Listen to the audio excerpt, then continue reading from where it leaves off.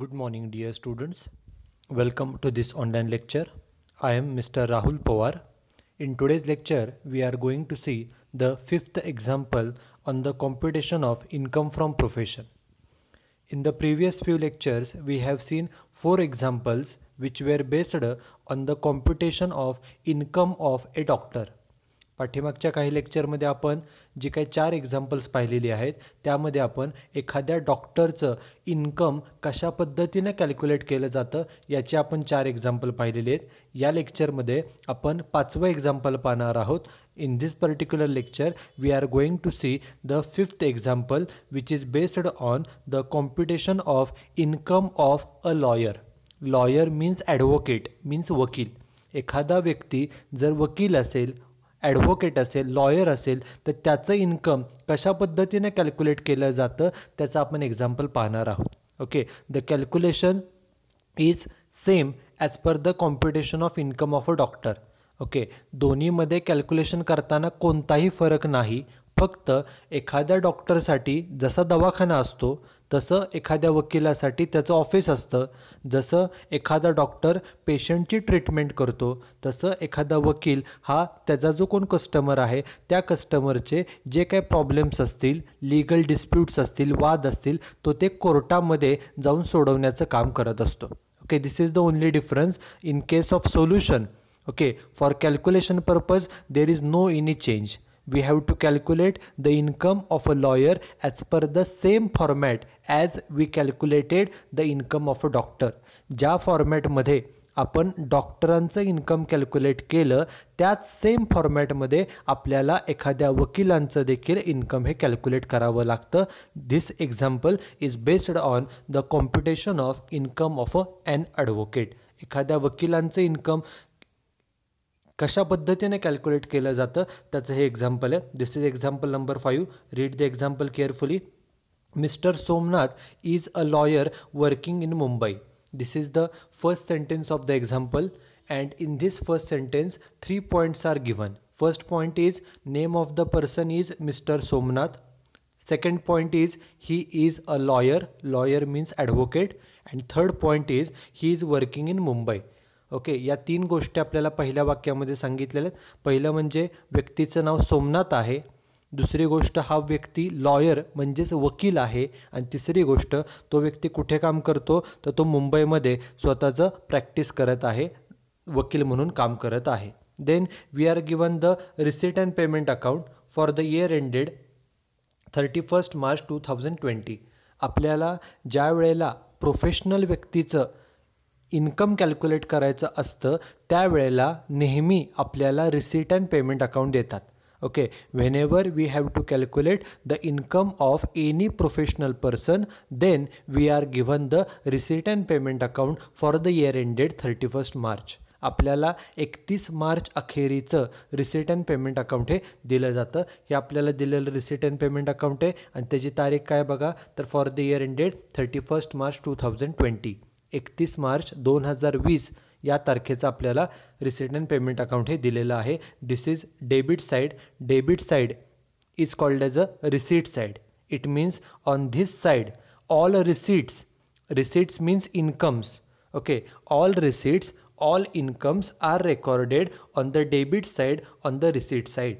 G receipt and payment अकाउंटची debit बाजू असते, रिसीट बाजू असते, या रिसीट साईडला सर्व इन्कम्स म्हणजेच रिसीट. रिसीट म्हणजे काय? रिसीट म्हणजे पैसे आले. हा जो कोण व्यक्ती आहे, व्यक्तीचं नाव काय बघा, मिस्टर सोमनाथ हा व्यक्ती आहे. हा व्यक्ती कोण आहे तर हा व्यक्ती लॉयर म्हणजेच वकील आहे. या व्यक्तीला कोणकोणत्या मार्गाने पैसे मिळाले ते सर्व हे रिसीट साईडला रेकॉर्ड केले जातात. All the receipts, all the incomes are recorded on the receipt side. मग आता आपण एक एक पहिल्यांदा रिसीट बघूया, एक एक इन्कम बघूया. बघा पहिलं काय सांगितलं आहे तर पहिलं आहे टू ओपनिंग बॅलन्स. प्रिव्हियस लेक्चरमध्ये सांगितल्याप्रमाणे रिसीट अँड पेमेंट अकाउंटची सुरुवात, डेबिट बाजूची सुरुवात नेहमी ओपनिंग बॅलन्सने म्हणजेच टू बॅलन्स ब्रॉडडाऊननं होते आणि जो शेवट आहे क्रेडिट बाजूचा शेवट तो नेहमी क्लोजिंग बॅलन्सनं होत असतो. त्याला आपण बाय बॅलन्स कॅरीड डाऊन असं म्हणतो. हा जो ओपनिंग बॅलन्स असतो डेबिटला आणि क्लोजिंग बॅलन्स असतो क्रेडिटला तो असतो कॅशचा ओपनिंग बॅलन्स आणि क्लोजिंग बॅलन्स. आणि आपल्याला माहिती आहे की कॅश ही आपली ॲसेट आहे. We know that cash is our asset and this receipt and payment account always start with the opening balance and it ends with the closing cash balance. त्यामुळं हा जो ओपनिंग बॅलन्स आहे आणि credit साईडला सर्वात शेवटी जो क्लोजिंग बॅलन्स आहे तो कॅशचा ओपनिंग आणि कॅशचा क्लोजिंग बॅलन्स आहे. आणि कॅश ही आपली ॲसेट आहे आणि आपल्याला इन्कम कॅल्क्युलेट करताना या कॅशचा ओपनिंग आणि क्लोजिंग बॅलन्सचा विचार करावा लागत नाही. म्हणून डायरेक्टली या ओपनिंग आणि क्लोजिंग बॅलन्सवरती काठ मारली तो आपल्याला अजिबात कॅल्क्युलेशन करताना विचारात घ्यावा लागत नाही. ओके, जसं आपण 11वीमध्ये शिकलेला आहात की ट्रेडिंग अकाउंटची सुरुवात नेहमी ओपनिंग स्टॉक न होते आणि क्रेडिट साईडचा शेवट नेहमी बाय क्लोजिंग स्टॉक न होतो. सेम त्याप्रमाणे the receipt and payment account always start with 2 balance brought down और 2 ओपनिंग बॅलन्स. डेबिट बाजूची सुरुवात नेहमी 2 ओपनिंग बॅलन्स म्हणजेच 2 बॅलन्स ब्रॉट डाऊन होते आणि जो शेवट आहे क्रेडिट बाजूला तो नेहमी बाय बॅलन्स कॅरीड डाऊन म्हणजेच बाय क्लोजिंग बॅलन्स न होत असते. आणि हा कॅशचा ओपनिंग क्लोजिंग बॅलन्स असतो. आणि कॅश ही आपली ॲसेट आहे. आपल्याला कोणत्याही प्रोफेशनल व्यक्तीचं इन्कम कॅल्क्युलेट करताना कॅशचा ओपनिंग क्लोजिंग बॅलन्स लागत नाही. म्हणून प्रत्येक एक्झाम्पलमध्ये हा जो काय 2 बॅलन्स ब्रॉट डाऊन आहे किंवा बाय बॅलन्स कॅरीड डाऊन आहे त्याला डायरेक्ट काठ मारली तरी चालू शकते. ते सोडून बाकीचे आता आपण एक एक इन्कम बघूया. बघा, पहिले इन्कम काय, हा व्यक्ती कोण आहे तर हा व्यक्ती मिस्टर सोमनाथ, हा लॉयर आहे, वकील आहे. वाचा मग पहिले इन्कम काय. पहिले इन्कम आहे प्रोफेशनल फीस. किती रुपये प्रोफेशनल फीस मिळाल्या बघा. वेट करा एक मिनिट. बघा, प्रोफेशनल फीस किती मिळाली आहे तर 19,60,000 रुपये. नावामध्ये सांगितले की ही फी कशाची आहे तर प्रोफेशनल, म्हणजे प्रोफेशनल सर्व्हिस दिल्याबद्दल मिळालेली फी किती आहे 19,60,000. हे पहिलं इन्कम आहे. त्यानंतर सेकंड इन्कम आहे डिव्हिडंड. डिव्हिडंड कशावरती मिळतो, डिव्हिडंड किती मिळाला आहे बघा. Dividend received is ₹1,12,000. Dividend means लाभांश. Dividend is received when we make investment in shares. Okay, ज्या वेळेला आपण शेअर्समध्ये गुंतवणूक करतो त्यावेळेला आपल्याला त्यावरती डिव्हिडंड मिळतो. किती डिव्हिडंड मिळाला आहे 1,12,000. त्यानंतर next income is house rent and amount of house rent is ₹3,15,000. किती रुपये घराचं रेंट मिळालं तर 3,15,000. दिस इज हाऊस रेंट. ओके, घर रेंटवरती दिलं आणि रेंट मिळालं किती 3,15,000. त्यानंतर पुढचं इन्कम आहे बघा. Next income is lottery prize. Lottery prize मिळालं किती रुपये 92,260. 92,260 रुपये एवढं लॉटरीचं बक्षीस लागलं. ओके, लॉटरीचं बक्षीस मिळालं किती रुपयाचं 92,260. आणि शेवटचं इन्कम आहे income from horse racing. Horse म्हणजे घोडा, आणि घोड्याची शर्यतीमध्ये पैसे लावले आणि त्यातून इन्कम मिळालं किती रुपये, अमाऊंट आहे 1,21,800. Okay, so these are the different incomes received by mister Somnath during the year. हा जो कोण मिस्टर सोमनाथ नावाचा वकील आहे या व्यक्तीला वर्षभरामध्ये एवढे मिळालेले सर्व इन्कम्स आहेत. These are the different incomes received by mister Somnath during the year. Okay, हे इन्कम झाले. आता जे डेबिट साईड झाल्यानंतर आता आपण बघूया credit side. This is the credit side and on the credit side all payments are recorded. Okay, payment म्हणजे काय, आपण ज्या वेळेला पेमेंट करतो when we make any payment then cash goes out from us. त्यावेळेला आपल्याकडचे पैसे जातात. आपण एखादं पेमेंट केलं, फॉर एक्झाम्पल ट्रॅव्हलिंग एक्सपेन्सेससाठी पेमेंट केलं, उदाहरणार्थ काय बुक्स खरेदी करण्यासाठी पेमेंट केलं, एखादं लाईट बिल पेड केलं, टेलिफोन बिल पेड केलं, पेमेंट केलं म्हणजे आपल्याकडचे पैसे गेले. When we make any payment then cash goes out from us. आपल्याकडचे पैसे जातात. मग हा जो कोण व्यक्ती आहे मिस्टर सोमनाथ, या व्यक्तीनं कोणकोणते पेमेंट केले वर्षभरामध्ये ते आपल्याला दिलेले आहेत. बघा, पहिले पेमेंट काय, पहिलं पेमेंट आहे salary to staff, amount is ₹1,96,000. या वकिलानं स्वतःच्या स्टाफला सॅलरी पेड केली किती रुपये 1,96,000. आता हे पहिलंच एक्झाम्पल आहे ज्यामध्ये आपण एखाद्या वकील असणाऱ्या व्यक्तीचं इन्कम कॅल्क्युलेट करतो आहे. जसं एखाद्या डॉक्टरचा दवाखाना असतो आणि त्या दवाखान्यामध्ये त्याला मदत करण्यासाठी काही एम्प्लॉईज असतात, नर्स असतात, कंपाऊंडर असतो आणि काय लोक असतात. सेम त्याप्रमाणे वकील हा जो कोण व्यक्ती आहे त्याचं देखील ऑफिस असतं. त्याच्या ऑफिसमध्ये त्याला मदत करण्यासाठी काही एम्प्लॉईज अपॉइंट केलेले असतात.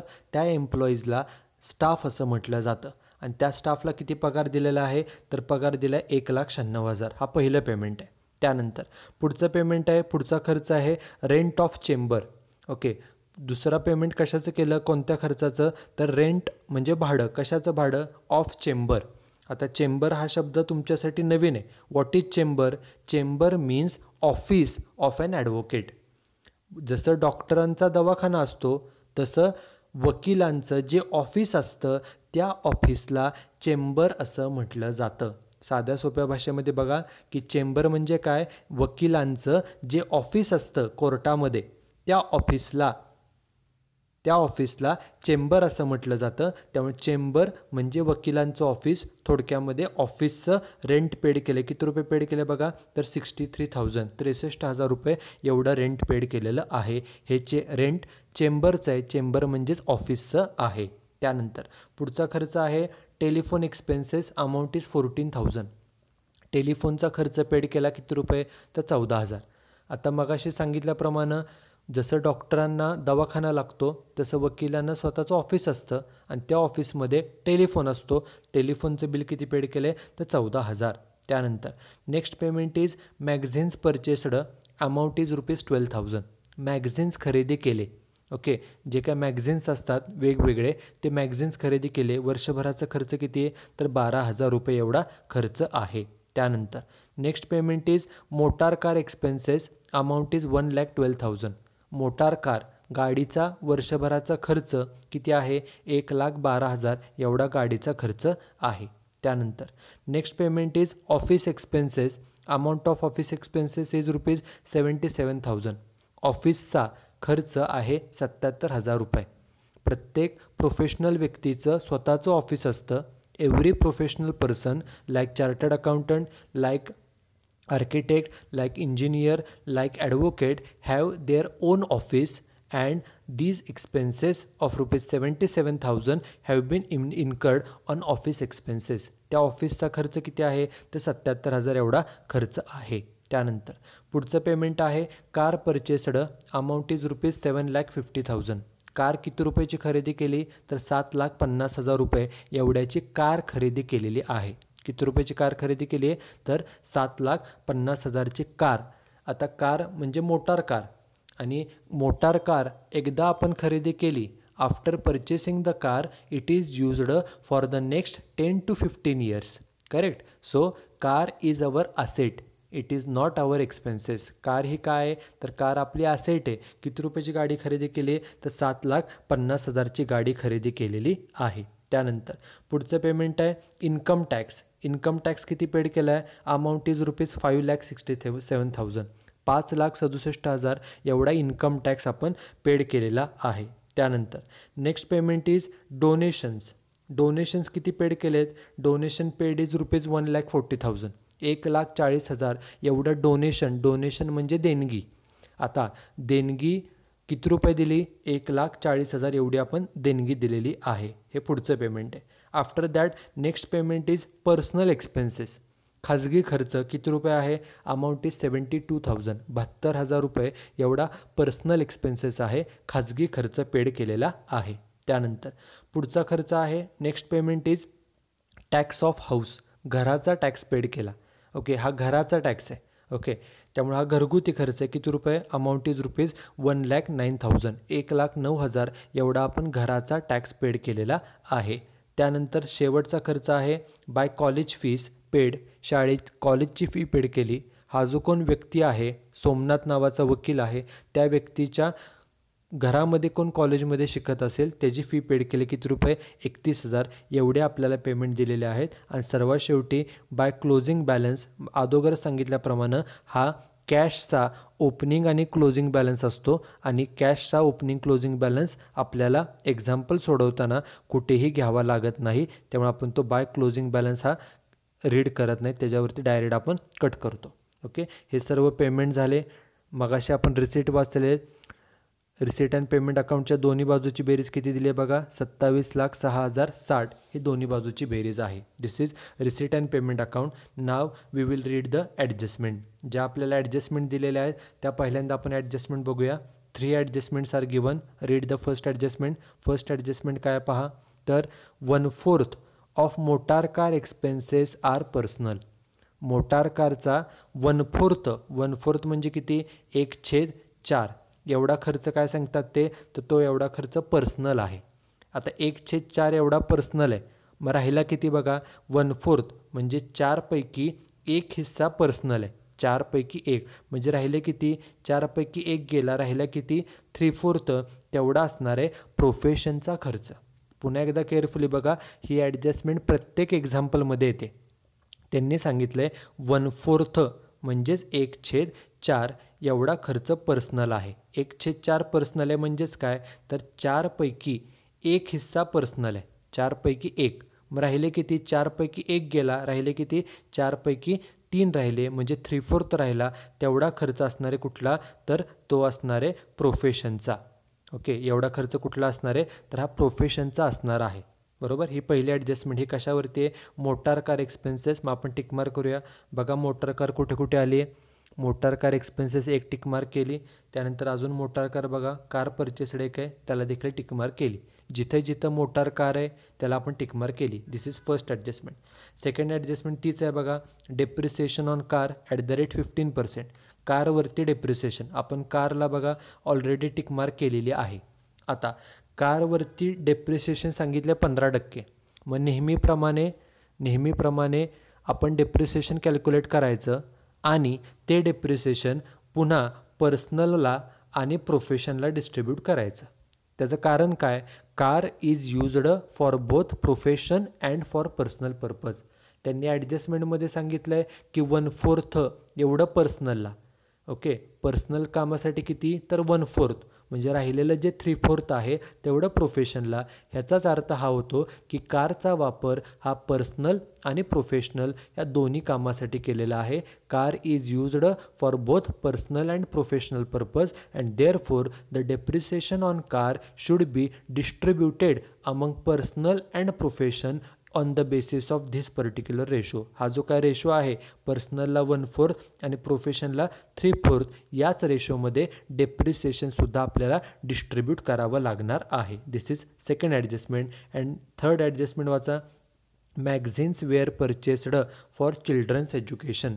जे मॅगझिन्स आपण खरेदी केलेत ते कुणासाठी खरेदी केलेत, तर मुलांच्या शिक्षणासाठी. चिल्ड्रन, मग मॅगझिन्स बघा कुठे आहेत, मॅगझिन्स परचेस्ड त्याला देखील टिकमार्क केली. आपण मॅगझिन्स किती रुपयाची खरेदी केले होते, तर 12,000 रुपयाची खरेदी केलेले.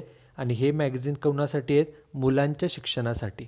ओके, मग घरामधले फॅमिली मेंबर्स यांच्यासाठीची मॅगझिन्स आहेत. म्हणजे हा आपला घरगुती खर्च आहे, हा आपला पर्सनल खर्च आहे.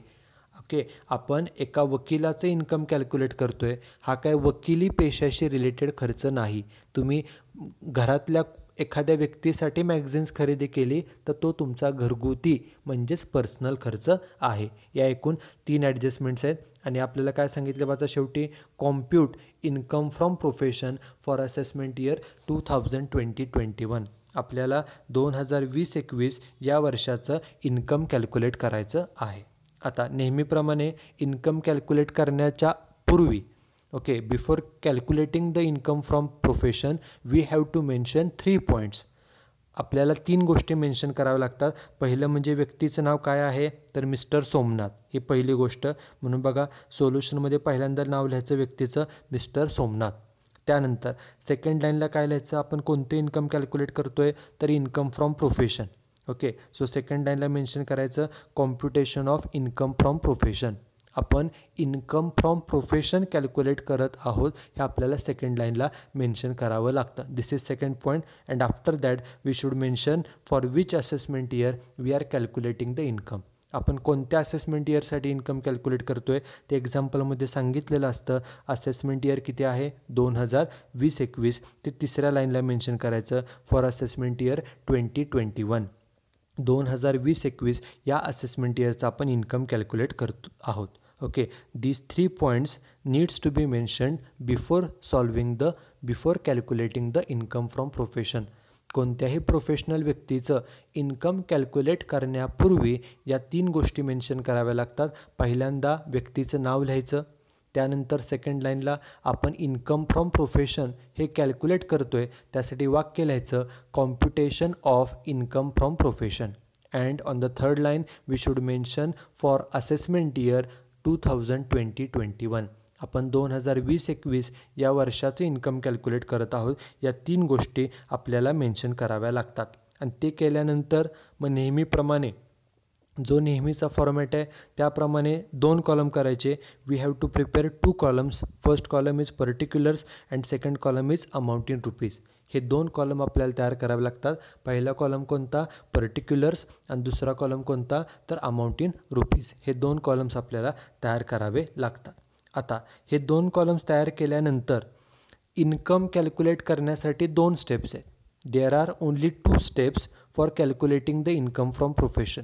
पहिली स्टेप काय आहे तर पहिली स्टेप असते ते म्हणजे सुरुवातीला हेडिंग द्यायचं प्रोफेशनल इन्कम्स, म्हणजे प्रोफेशनचे इन्कम्स, आणि त्याला ए असं नाव दिलं जातं म्हणून हेडिंग द्यायचं ए प्रोफेशनल इन्कम्स. आता इथं कोणते इन्कम घ्यायचे तर only those incomes which are related to profession are only recorded over here. इथं फक्त कोणते इन्कम घ्यायचे आपल्याला बघा एक्झाम्पलमध्ये रिसिट अँड पेमेंट अकाउंटच्या डेबिटला वेगवेगळ्या रिसिट्स दिलेल्या आहेत. रिसिट म्हणजे पैसे आले म्हणजे इन्कम आहे. वेगवेगळे इन्कम दिलेले आहेत. ते इन्कम वाचायचे, ते इन्कम रीड करायचे, आणि त्यापैकी जे इन्कम प्रोफेशनशी रिलेटेड आहे, प्रोफेशनशी म्हणजे आपण एका सोमनाथ नावाच्या वकील असणाऱ्या व्यक्तीचे इन्कम कॅल्क्युलेट करतोय. हा व्यक्ती वकील आहे याचा विचार करून एक इन्कम वाचायचं.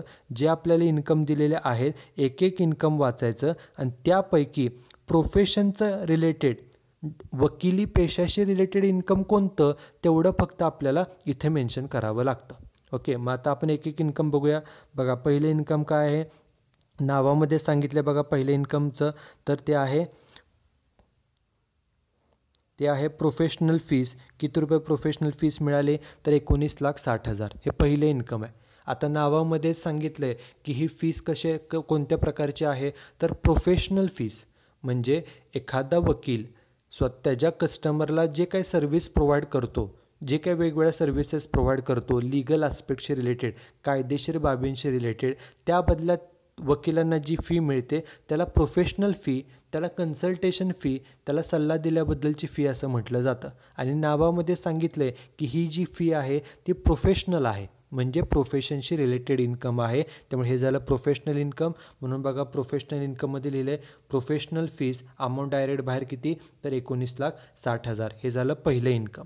त्यानंतर वाचा बाकीचे इन्कम. पुढचं इन्कम आहे डिव्हिडंड. डिव्हिडंड किती रुपये मिळाला आहे तर 1,12,000 रुपये एवढा डिव्हिडंड मिळाला. डिव्हिडंड म्हणजे काय, डिव्हिडंड मीन्स लाभांश, and we know that we get the dividend when we make investment in shares. आपण ज्या वेळेला शेअर्समध्ये गुंतवणूक करतो त्यावेळेला आपल्याला डिव्हिडंड मिळतो. त्यामुळे डिव्हिडंड हा गुंतवणुकीवरचं इन्कम आहे. Dividend is an income on the investment. Okay, आपण जेव्हा शेअर्समध्ये गुंतवणूक करतो त्यावेळेला आपल्याला डिव्हिडंड मिळतो. त्यामुळे डिव्हिडंड हा गुंतवणुकीचं इन्कम आहे. हे काय वकील आहे म्हणून पैसे मिळालेत का, आपण इन्कम वाचताना एवढंच विचार करायचा जे पैसे मिळाले ते पैसे तुम्ही वकील आहात म्हणून किंवा वकिली पेशा चालवून तुम्हाला मिळाले आहेत का, तर डिव्हिडंड जो मिळतो तो तुम्हाला गुंतवणूक केल्याबद्दल मिळतो. त्यामुळे हा गुंतवणुकीचं इन्कम आहे. हे काय वकिली पेशाचं इन्कम नाही. वकील म्हणून काम केलं म्हणून काय तुम्हाला हा डिव्हिडंड मिळाला नाही, म्हणजे हे तुमच्या वकिली पेशाचं प्रोफेशनचं इन्कम नाही. बरोबर, हे प्रोफेशनचं इन्कम नाही आहे. त्यामुळे हे जेव्हा आपण कॅल्क्युलेशन करतो आहे प्रोफेशनची इन्कम तिथं हे इन्कम येणार नाही, कारण इथं फक्त जे प्रोफेशनशी रिलेटेड इन्कम असतात तेवढेच फक्त येतात. हे जे डिव्हिडंड मिळालं आहे हा काय वकिली पेशा चालवून वकिली करून तुम्हाला मिळालेलं इन्कम नाही. त्यामुळे प्रोफेशनचं इन्कम नाही, त्यामुळे ते येणार नाही. पुढचं इन्कम आहे हाऊस रेंट. घराचं रेंट मिळालं. किती रुपये रेंट मिळालं तर 3,15,000 एवढं रेंट मिळालं. आता हे रेंट कशाचं आहे तर घराचं आहे. घर तुम्ही रेंटवरती दिलं त्याचं तुम्हाला इन्कम मिळालं आहे, म्हणजे हे घराचं इन्कम आहे. हे तुमच्या वकिली पेशाचं इन्कम आहे का? तुम्ही वकील म्हणून काम करून हे पैसे मिळवलेत का? तर नाही, हे तुमच्या घराचं इन्कम आहे. घराचं इन्कम म्हणजे हे झालं तुमचं घरगुती इन्कम, हे तुमच्या प्रोफेशनचं इन्कम नाही, वकिली पेशाचं इन्कम नाही, त्यामुळे ते घ्यायचं नाही. बरोबर. आपल्याला फक्त प्रोफेशनशी रिलेटेड असणारे इन्कम्स, वकिली पेशाशी रिलेटेड असणारे इन्कम्स, वकील म्हणून काम करून मिळवलेले इन्कम्स, त्यालाच प्रोफेशनल इन्कम असं म्हटलं जातं. हे घर तुम्ही रेंटवर दिलं त्याचे तुम्हाला पैसे मिळाले, हे तुमचं घरगुती इन्कम आहे. हे काय वकिली पेशाचं इन्कम नाही, त्यामुळे प्रोफेशनचं इन्कम नाही, त्यामुळे ते येणार नाही. त्यानंतर पुढचं इन्कम आहे लॉटरी प्राईज. किती रुपयाची लॉटरी लागली? तर 92,260, 92,260 रुपयाची लॉटरी प्राईज तुम्हाला मिळालं, लॉटरीचं बक्षीस मिळालं. आता लॉटरीचं बक्षीस मिळालं, पैसे मिळाले, हे तुमचं इन्कम आहे.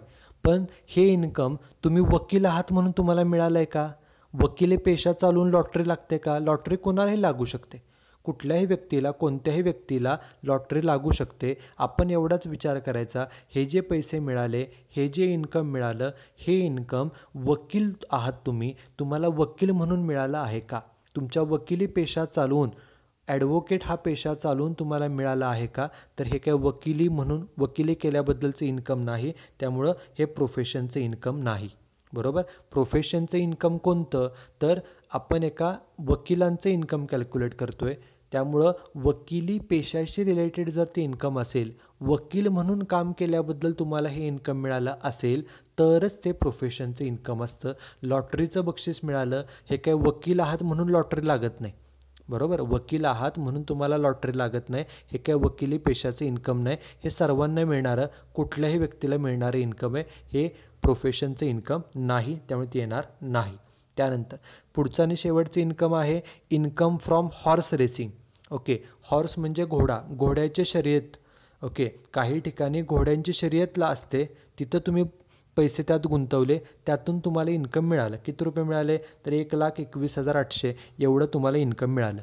आपण एवढाच विचार करायचा, आपण एका वकिलाचं इन्कम कॅल्क्युलेट करतो आहे, मग वकिलांना घोड्याच्या रेसमधून पैसे मिळाले, तर हे वकिली पेशाचं इन्कम आहे का इतर इन्कम आहे, त्यांचं पर्सनल इन्कम आहे? तर हे काय वकिली पेशाचं इन्कम नाही. ओके, वकील म्हणून काम करून तुम्हाला काय पैसे अशा घोड्यांच्या रेसमधून मिळत नाहीत, हे तुमचं इन्कम आहे, पण हे तुमचं पर्सनल इन्कम झालं. ओके, वकिलांचं हे इन्कम नाही, वकिली पेशाचं इन्कम नाही, त्यामुळे हे प्रोफेशनचं इन्कम नाही. ओके, त्यामुळे जे आपल्याला वेगवेगळे इन्कम दिलेले होते, ओके, डेबिट साईडला, त्यापैकी फक्त एकच म्हणजे प्रोफेशनल फी किती रुपये? 19,60,000, तेवढं एकच फक्त प्रोफेशनचं इन्कम आहे. बाकी सर्व इन्कम जे दिलेत त्यापैकी कोणतंही प्रोफेशनचं म्हणजेच वकिली पेशाचं इन्कम नाही. बरोबर. त्यामुळे एकच प्रोफेशनचं इन्कम आहे, त्यामुळे एवढंच एक इन्कम, त्याचीच बेरीज केली, त्याची बेरीज झाली किती? 19,60,000. त्याला वरती एक रेष, खाली एक रेष मारली आणि त्याला नाव दिलं टोटल ए. त्याला ए का म्हटलं आहे? कारण आपण हेडिंग जे दिले प्रोफेशनल इन्कम, त्याला सुरुवातीला ए असं म्हटलेलं आहे.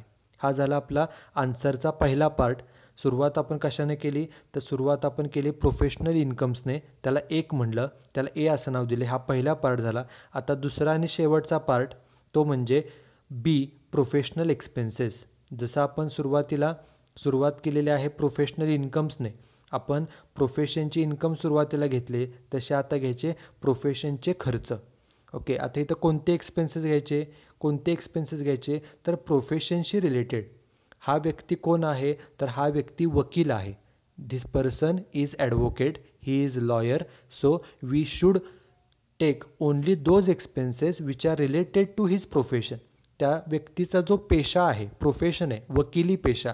ओके, त्या वकिली पेशाशी रिलेटेड जे जे खर्च असतील तेवढेच खर्च फक्त इथं घ्यायचे. फक्त वकिली पेशाशी रिलेटेड असणारे खर्च तेवढेच इथं घेतले जातात. बाकी पर्सनल खर्च, घरगुती खर्च काय असतील तर ती इथं घ्यायचे नाहीत. इथं कोणते खर्च घ्यायचे? फक्त प्रोफेशनशी रिलेटेड, वकिली पेशाशी रिलेटेड एवढेच फक्त खर्च इथं घ्यायचे. ओके, मग आता एक एक खर्च बघा कोणकोणता दिलेला आहे. पहिलं पेमेंट काय आहे? पहिला खर्च आहे सॅलरी टू स्टाफ. स्टाफला किती पगार दिला? 1,96,000 एवढा पगार दिला. आता कोणताही खर्च वाचताना एवढाच विचार करायचा की आपण एखाद्या वकिलाचं इन्कम कॅल्क्युलेट करतोय.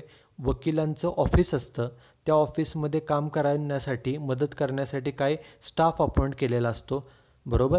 जसं डॉक्टरांचा दवाखाना असतो, तिथं पेशंट येतात, तिथं पेशंटला ट्रीटमेंट केली जाते, तसं वकिलांचं ऑफिस असतं, त्या ऑफिसमध्ये कस्टमर्स येतात, कस्टमरचे जे काही प्रॉब्लेम्स आहेत ते तिथं सोडवले जातात, बरोबर. आणि त्या बदल्यात वकिलांना फी मिळते. आणि त्या ऑफिसमध्ये वकिलांना मदत करण्यासाठी काय स्टाफ असतो, बरोबर. त्यामुळे पहिलं पेमेंट जे सांगितलं आहे, स्टाफला सॅलरी पेड केली किती रुपये, 1,96,000. मग हा जो काय खर्च आहे हा प्रोफेशनशी रिलेटेड खर्च आहे का पर्सनल आहे.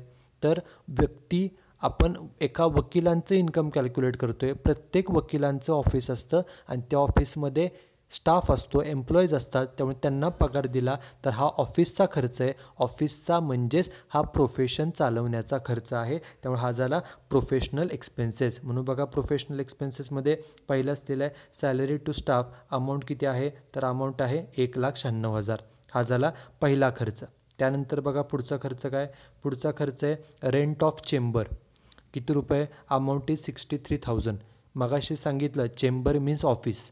वकिलांचं जे ऑफिस असतं त्या ऑफिसला चेंबर असं म्हटलं जातं. त्यामुळं वकिलांचं जे ऑफिस आहे त्या ऑफिसचं, त्या चेंबरचं रेंट पेड केलं. प्रत्येक वकिलांना स्वतःचं ऑफिस लागतं, त्या ऑफिसचं रेंट पेड करावं लागतं. मग रेंट पेड केलं, हे वकिली पेशाशी रिलेटेडच खर्च आहे, कारण प्रत्येक वकिलांना स्वतःचा व्यवसाय, स्वतःचं प्रोफेशन चालवण्यासाठी स्वतंत्र ऑफिस लागतं. त्या ऑफिसचं रेंट पेड केले म्हणजे हा सुद्धा झाला प्रोफेशन चालवण्याचा खर्च, म्हणजेच प्रोफेशनल एक्सपेन्सेस. म्हणून बघा प्रोफेशनल एक्सपेन्सेसमध्ये रेंट ऑफ चेंबर अमाऊंट किती, 63,000. हा झाला प्रोफेशनचा खर्च. त्यानंतर पुढचा खर्च आहे टेलिफोन एक्सपेन्सेस. अमाऊंट आहे 14,000. आता ऑफिस आहे वकिलांचं, म्हणजे त्या ऑफिसमध्ये टेलिफोन असतो, लाईट असते, पाणी असतं, सर्व सोयी लागतात. प्रत्येक ऑफिसमध्ये in every office there is a need of electricity, water, telephone etcetera etcetera. मग जो ऑफिसमध्ये टेलिफोन असतो त्या टेलिफोनचं बिल पेड केलं किती रुपये, 14,000. आता मग हे बिल पेड केलं, हे ऑफिसचा खर्च आहे. ऑफिसचा म्हणजेच प्रोफेशनचा खर्च. प्रोफेशनल एक्सपेन्सेसमध्ये बघा इथं टेलिफोन एक्सपेन्सेस अमाऊंट किती, 14,000 रुपये. कारण प्रत्येक वकिलांना स्वतःचं ऑफिस आवश्यक असतं आणि त्या ऑफिसमध्ये टेलिफोनसुद्धा आवश्यक असतो. त्या टेलिफोनचं बिल पेड केलं, त्यामुळे हा झाला प्रोफेशनचा खर्च, बरोबर. त्यानंतर वाचा पुढचं पेमेंट आहे मॅगझिन्स परचेस्ड. मॅगझिन्स खरेदी केले किती रुपयाचे, 12,000 रुपयाचे मॅगझिन्स खरेदी केले आणि त्याला टिकमार्क आहे म्हणजे ॲडजस्टमेंट आहे. ॲडजस्टमेंट काय वाचा, ॲडजस्टमेंट नंबर 3 काय, magazines were purchased for children's education. हे जे मॅगझिन्स खरेदी केले हे कुणासाठी खरेदी केले, तर मुलांच्या शिक्षणासाठी. ओके, स्वतःच्या मुलांच्या शिक्षणासाठी, घरातल्या एखाद्या व्यक्तीसाठी तुम्ही मॅगझिन्स खरेदी केले तर तो तुमचा पर्सनल खर्च असतो, खाजगी खर्च असतो. ओके, तुम्ही मुलांच्या शिक्षणासाठी मॅगझिन्स खरेदी केले, हा तुमचा पर्सनल खर्च आहे, हा घरगुती खर्च आहे. हा काय तुमचा प्रोफेशनचा खर्च नाही. हा तुमचा कसला खर्च आहे, घरगुती. हा घरगुती खर्च आहे, पर्सनल खर्च आहे, त्यामुळे तो येणार नाही. आपल्याला फक्त कोणते खर्च लागतात, जे प्रोफेशनशी रिलेटेड खर्च आहेत, प्रोफेशनशी, वकिली पेशाशी रिलेटेड तेवढेच फक्त खर्च हे घ्यायचे असतात. त्यानंतर वाचा पुढचा खर्च. पुढचा खर्च आहे मोटार कार एक्सपेन्सेस. किती खर्च आहे एकूण, तर एकूण खर्च आहे 1,12,000. त्यालासुद्धा टिकमार्क आहे. ओके, म्हणजे त्यावरती ॲडजस्टमेंट आहे. एकूण खर्च आहे मोटार कारचा 1,12,000 आणि टिकमार्क काय वाचा, पहिलीच ॲडजस्टमेंट त्यांनी सांगितलं आहे 1/4 of motor car expenses are personal.